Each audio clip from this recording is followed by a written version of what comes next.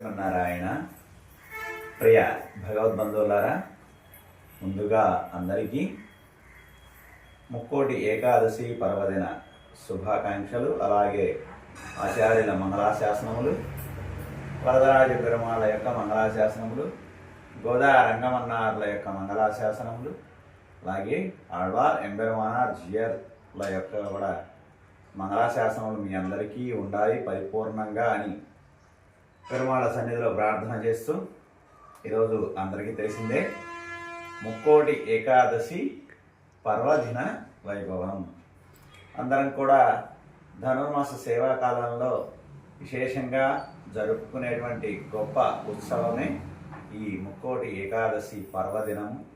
33 కోట్ల మంది దేవతలు అలాగే ఎప్పుడెప్పుడా అని ఎదురు చూస్తున్నటువంటి రోజు ఈ రోజున మనము ఆనాడు మధు కైటబులను సంహరించినటువంటి స్వామి వారిని పరమపదానికి చేర్చిన తర్వాత వారి అభ్యర్థన మేరకు మనందరికీ కూడా ఈ ఉత్తర వైకుంఠ ద్వారము అనేటువంటి ఒక విశేష కార్యక్రమాన్ని అనుగ్రహించి మనందరము కూడా ఆయన పాద సన్నిధి చేరే మార్గమే ఈ ఉత్తర వైకుంఠ ద్వార మార్గము అని పెద్దలు చెబుతూ ఉంటారు.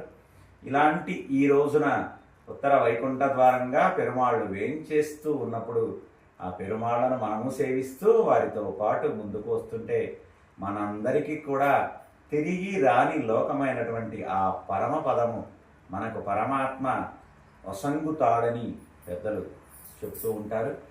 అలాంటి కార్యక్రమమే ఈ ముక్కోటి ఏకాదశి. ఇలాంటి కార్యక్రమాన్ని అందరూ సద్వినియోగం చేసుకోండి. అలాగే ఆహారాన్ని వదిలివేసి హరివాసము చేసి పరమాత్మ సన్నిధికి మనమందరము చేరుతూ ఉండాలి. అలాంటి ఈ రోజున మరలా మనము ఆ పరమాత్మనే స్మరణ చేస్తూ జాగరణ కూడా చేయాలి.